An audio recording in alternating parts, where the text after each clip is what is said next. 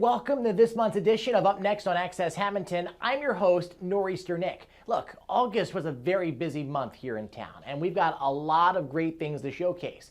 We start with recapping National Night Out, which turned out to be a huge success. How did it come about and what's it all for? We touch base with some folks that you'll probably recognize to answer that question. A really great night to spend with the community, to be able to see everyone, meet everyone, learn all these great places that we have in town and all the facilities that you may not know are around, and all these great different alliances, churches, everything. And it's, seeing the community come together, it's just really great. Absolutely. It's a great turnout. It's a beautiful night. Lots of events going on for kids and adults. So about 8 years ago, Captain Mark Fiorentino came up to us. I work for the Hammonton Family Success Center, and he was looking to do a national night out in Hammonton. And he came to us to see if we could help at the Family Success Center in Hammonton, and we said definitely. So we are on our 8th year, believe it or not, and each year we've learned a lot of things, and this is where we are today. So, I think it's great for the community to come out. We have a really good showing tonight of a lot of people came out. Food vendors, plenty for families to do. Behind us is a cornhole tournament between the police officers and the firemen. And over time, we really wanted to include our firemen because it was very important to us. They don't have their own event, and we wanted them to be part of National Night Out. I think it's been great. Everybody loves, meeting, even the towns that are next to us, like Waterford and all that's coming. So they like that. There's that communication between the police departments. I just think it's good for the kids to see the cops not as a scary authority. So they like running up to them. They like recognizing them and stuff like that. So that's what I like about it. They bring such a warmth to our community. They keep us safe, and it's really important for them to especially connect with the students and the kids in town to let them know hey, we're here. If you need anything, come reach out to us. This whole night is just a get-together, get to know everybody, get to know everybody that I haven't seen, or people that are in the community that maybe haven't a chance to come up to an officer and talk to us. I mean, the biggest thing I have here is, oh, I know you, Mark, you've been here forever. Oh, I don't know the young guys. Well, this is a chance. You're going to get a good officer. Of course, like in every profession, there's good and there's bad, but just be yourself, and if you are true to yourself, approach the officer, be yourself, and most likely you're going to get a good response. Well, we wanted to do tug of war, but of course, with the coronavirus and stuff like that, we went to this. We feel it's more safer competition. We've had competition in the past with the firemen, and it's been good and healthy competition. This is the only thing we can think of to get everybody together.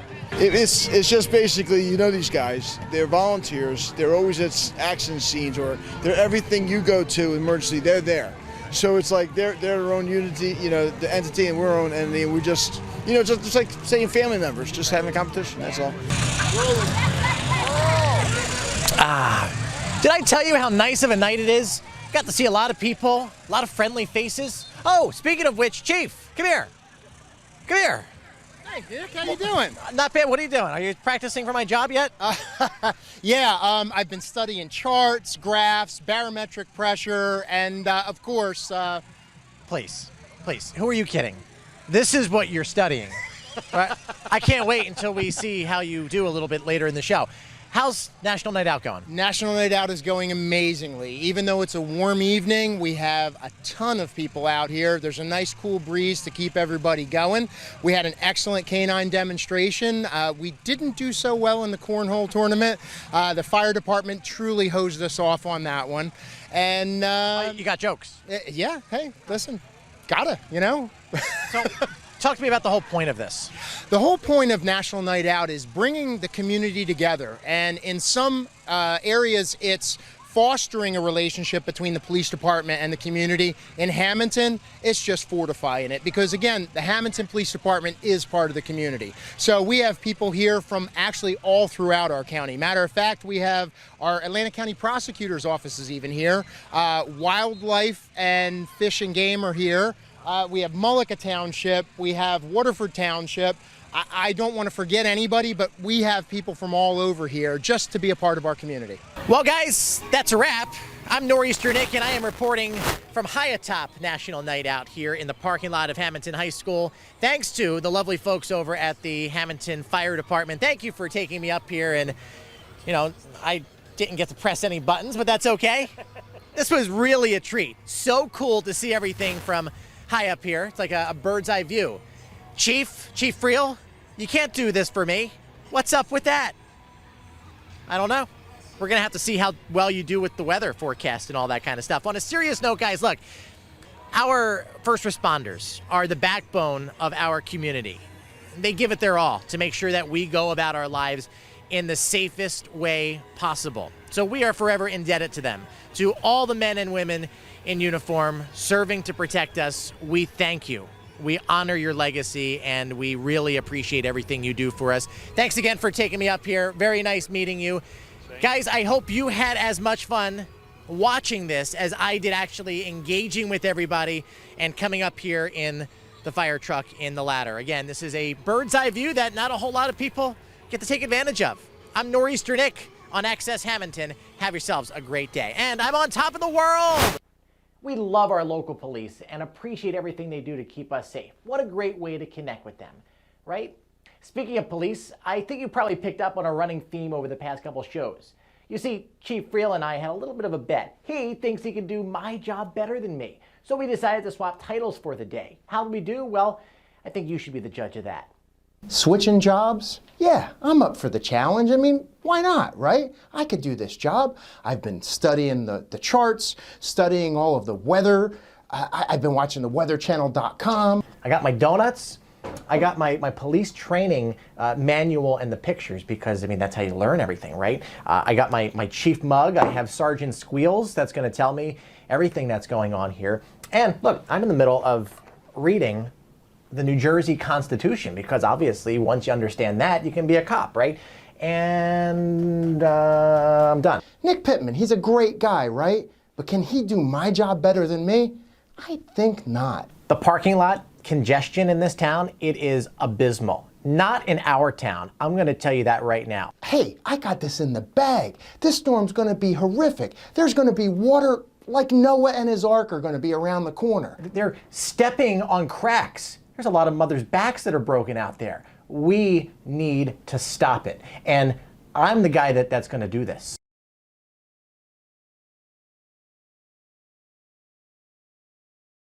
So as you look here, you're going to see we're going to have some severe weather. There is going to be some downpours, like possible flooding. The clouds are going to be very ominous coming in. So if you had weekend plans, you better bring an umbrella. You better bring probably the Gorton's rain gear. Trying to keep people as safe as possible. This is what I'm talking about with the speed issue. Texting and walking, probably going over the speed limit here. Yep. That's what I thought. Excuse me, sir, stop. Stop where you are. Well, not in the street. Did you realize how fast you are walking, sir? Excuse me. These kids these days have no respect. Some plate tectonics moving, which could cause some volcanic activity. Pine Hill, you think that was just a place to ski? No, it's a dormant volcano. It's pretty bad down here. We're gonna see if we can lighten things up a little bit. Come on, over here. Over here, come on. Come on. Where are you going? Right over there. Over there. Go, go, go, go, go, go, go, go. Come on. Go. Where you? Oh.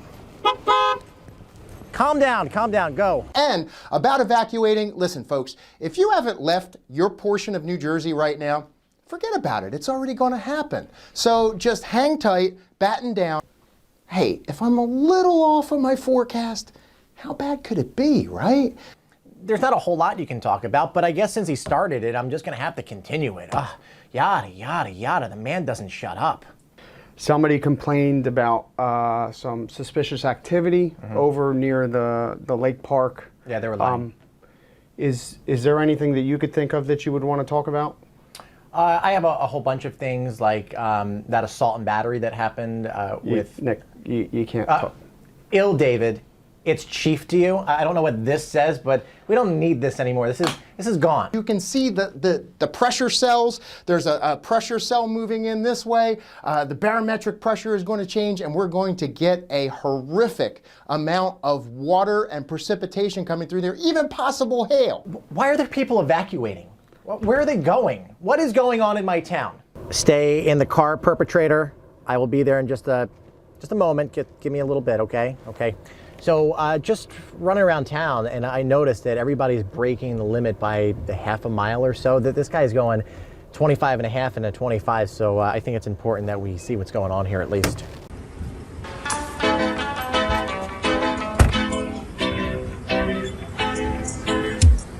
License, registration, proof of insurance. Sorry, officer. It's you again. You again. Weren't you just walking? I'm not dealing with this. I need Chief Friel back. Excuse me. Hey, stop. Hey, where are you going? Get back here. Yep. Poor Mr. Friel, you stink. It's not raining out. This is ridiculous. You stink. Stick to your day job. Any minute. I know it.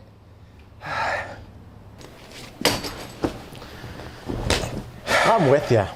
How was your day? I'm throwing in the towel. You know what? I'm tossing in the towel. This is the only water we're seeing this weekend. Well, what were you talking about? A hurricane? You didn't see it was everywhere. Was in Louisiana. Oh, come on here. Have a water, because this is the only thing we're going to see. I even got yelled at by the public. Well, I had parents calling me. I had the people that wouldn't listen to me. It was just, I don't know. I feel defeated. You know what you're doing in your job, so. As do you. I'm going to go back to doing what I know best. And I think it's probably best for you to do that as well. I think I'm not going to quit my day job either. Cheers. Probably my third job today. I got here at 10 o'clock. This is probably what he does. And also this evening, chance of meteorites. You think they're shooting stars? Nope. I think they are pieces of meteor that are going to be coming through, and some of them are going to break through the atmosphere. It is so awesome having a job where I get to do things that most people will never experience. All joking aside, the chief has a very important and difficult job. He loves it, and we love him, and I don't think he's going anywhere anytime soon. Being a police officer is a career path that oftentimes is decided very early in life. What made the chief decide to go into law enforcement? I sat down with him after we were done swapping jobs to find out. Kind of always really loved helping people. Always kind of, I guess, been the public servant from within. I mean, as a kid, I volunteered, helped out, even helped teach Sunday school after I finished the communion and went through confirmation. Went back to help the Sunday school teacher. Would help out with any community projects and things going on, and always just had a passion to want to do good for the community. Is there any one event that stuck out to you that made you want to go this route? I don't think it's really any just specific one. And I mean, also my father was in law enforcement and started here in Hammonton back in '69. Went to Galloway, went to Florida. And so I'm assuming that probably was also an underlying inspiration as well, too. So walk me through your career here in Hammonton. I started in '93. I know it sounds like a long time ago. I just want to interject. I was born in '92. Yeah, that's what I said. I know. I'm getting old, Nick. I get that. But started in '93, and honestly, it still feels like just yesterday. My career here, I got promoted to a sergeant in, I want to say, 2003. I was the DARE officer before that while I was a patrolman, and then in 2010 became a lieutenant, and 2019 made my way up to the chief's office, which is a good thing. I feel great about it, love helping the community, love leading the department, and have a great group of people here to work with, and it's an amazing department. What would you say the most challenging part of the job is? Most challenging part is, I guess, balancing everyone's personal feelings with the public needs.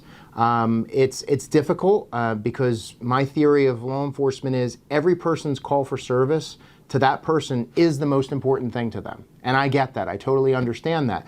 People may have a minor fender bender. They've never been in an accident in their life. To them, it's traumatic. To them, it's something that's the most important thing. And it's difficult to balance serious calls of service and non-serious calls of service and be able to make each person feel that they're getting their attention that they deserve in it. I don't want anyone to ever walk away feeling like the police department didn't do something to help them and help their situation. What do you do in your day-to-day work? Day-to-day work goes from managing the police department for even answering calls of service. I honestly feel that as a leader that you need to actually be out there on the front line as well, in the trench doing everything with everybody and not just, up in some ivory tower. It goes for communicating with our prosecutor's office, any new changes in laws through the state or policies through the county, and that gets disseminated out through administration to all of our officers that work here to make sure that everyone is safe and that all of our laws are being properly enforced. Obviously, over the past couple of years, there's been issues with just PR, really, with law enforcement as a whole. How do you transcend those boundaries with the public and make it so that they know that you're not some evil people, that you're there to help them? I honestly think that we're very lucky being the community that we are. I believe that the people of Hammonton truly do know that our officers in Hammonton are Hammontonians. We're the people. It's not one versus another. It's not an us and them. But I think that because of the very strong community policing that we have, makes everyone still feel connected. And that was one of the biggest challenges when all of this started to break and the pandemic hit, is making everyone feel connected. So the Chat with the Chief thing, that's how that was spawned. It just, blossomed, and we kept everyone feeling connected and a part of everything that was going on, keeping them informed with health precautions, keeping them connected, making them feel heard when they had complaints about things or had questions about things. And really, that's what our police department's about. If you look on the vehicles that we have that say, the saying on it, it actually says to serve and protect, instead of a lot of communities have to protect and serve. We're a very service-oriented department. That's how we interconnect with our community. One final question. What would you say to a young boy or girl who wants to become an officer? They're 5, 6 years old. What is that message, having gone through everything you've done, to get them to go and follow their dream? Basically, no matter what you want to do in your life, doing well in school, participating in school, being well-rounded. I don't think that there's any one officer here that has the secret formula of how to be the best police officer. I think it's just your life experience, learning how to learn well, because law enforcement truly is a profession. We're constantly on a learning curve. We get new information, new laws all the time, new ways to handle situations, and to us it really is a continuing education profession. We are very fortunate to have him leading our police department. Thanks, Chief. Our weather has been pretty extreme this summer, right? With lots of wet weather, lots of thunderstorms, lots of flash flooding. But what is flash flooding exactly, and how can you stay safe? Here's a little explainer I put together to help you better understand it. Flash flooding is a major concern across large chunks of the state due to elevation and close proximity to lakes, streams, and rivers that can quickly swell with heavy rain. Flooding is the leading cause of weather-related fatalities in the United States, and it's easily avoidable. When heavy rain is in the forecast, know those routes that usually flood and avoid them. Heavy rain can lead to rapid water rises in low-lying areas and rivers. A person can be swept away in just 6 inches of water. With a foot of water, a car or SUV can be swept away, and in 18 inches of water, larger vehicles like trucks can be moved. The advice is simple: turn around, don't drown. It's also very important to know the difference between a watch and a warning. A flood watch means conditions are possible for areas of flash flooding, while a warning means those conditions have come together and the flooding is actively happening. It's very important to always pay attention to the forecast when severe weather is expected. Don't be scared, just be prepared, and always stay weather aware. There are many reasons that folks visit Town Hall. In an effort to make your trip quick and efficient, we're going to take a tour of the building so you know exactly where to go to conduct the business you need. Town Hall is a 3-story building. As you enter the front doors, you will see a staircase. Beyond that staircase is the elevator. To your left is a door to the police dispatcher. In the case of an emergency or you need to speak directly with the police officer, see the dispatcher. The first floor also houses our courtroom and council chambers to your right. The double windows beyond that is where you will speak to our court clerks to pay fines or inquire about tickets and court matters. The second floor houses our construction department, tax assessor, tax collector, and police records. Visit the tax assessor for information on tax appeals, veterans or senior citizen tax deductions, and farmland assessments. You can also find deed and property assessment information here. The construction office is where you will go for building and zoning permits, code enforcement, and the fire code official. The tax collector's office has double windows where you can inquire and pay your property taxes and utility, water, and sewer bills, and obtain a pass for the convenience station, the dump. Police records is where you can apply for your firearms permit, handicap parking permit, or pick up police accident, incident, and investigation reports. The third floor houses the mayor's office, clerk's office, fire chief's office, IT department, AH office, and conference room. Once you reach the top step or walk out of the elevator, the clerk's office is to your right. Our clerks, business administrator and town clerk, public works manager, and deputy clerk registrar work here. In this office, you can apply for all licensing: food truck, solicitor, business, raffle, bingo, and dog. Records of all births, marriages, and deaths that occurred in Hammonton are here, and you can obtain certified copies of those in this office. Local election results are tallied here on election night. If you wish to remove a tree or use a town facility, those applications can be picked up and dropped off here. Public meeting minutes and requests for public records, OPRA, are also in this office. The mayor and fire chief are not always in, so a phone call to their office ahead of a visit is recommended. Walking into a large building like Town Hall can be intimidating, but it doesn't have to be. If you have any questions, you can contact the clerk's office at 609-567-4300, extension 105. And the good news is, now you won't get lost. Promise me? Can you believe that it's back to school season already? You see, when I was a kid, I used to look forward to it. Kind of strange, I know, but I loved it. I caught up with Superintendent Chieco, who, by the way, was actually my science teacher when I was in school, to see how things are going in anticipation for the new year. There is a bit of an audio issue, and we apologize for that, so please bear with us. Well, we're excited. We're excited to have the kids back, because last year we could only bring part of the students' body back. It was just so depressing walking around, seeing the kids, like they just couldn't interact, they couldn't be with their friends. The cafeterias were like quiet. That's just not what we're used to seeing. So we're excited to have the kids back. I think they're excited to be back. I know the teachers can't wait to have all the students back and start to have as much of a normal year as we can. It's going to be much more normal than it was last year because we're starting with everybody together. We have all of our activities running, our after-school activities, our club, like all those things that they're used to having are going to be back. So we're trying to keep things as normal as possible and just have a good year. When we have the air sanitizers that are in all the rooms, we got this last year. They're very quiet. You don't even notice them. Of course, obviously the mask that has been put in the mandate.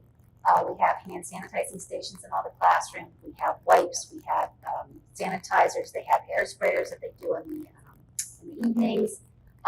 We have staff that go around the high touch areas throughout the day and they wipe those things down. In the cafeteria tables, between uses and things like that. Just a lot of extra cleaning and really just good protocols that we should be following, and I think we'll follow in the future because it's just, there's always going to be the flu. So, anything we can do to try to keep the germs down, we're going to be doing. To have that connection, that be able to follow up with something, to be able to see if they're struggling or not, as opposed to, just saying, they're just shaking their head yes, but when you walk around and you look at their paper, yeah, they didn't get that. So I just think having that ability to just kind of be able to follow up with what they're doing and things like that. And just to have them here as opposed to being at home with the distractions that might be going on. They have a little brother and sister who's crying, and there's a lot of distractions at home that they're not going to have here. So we're a family here. We'll take care of you. Can just ask for help, ask a question, ask anybody. They'll send you in the right direction. Like, everybody's here to help and to make sure everybody has what they need. We wish everyone a happy, healthy, and safe return to school this year. Best of luck.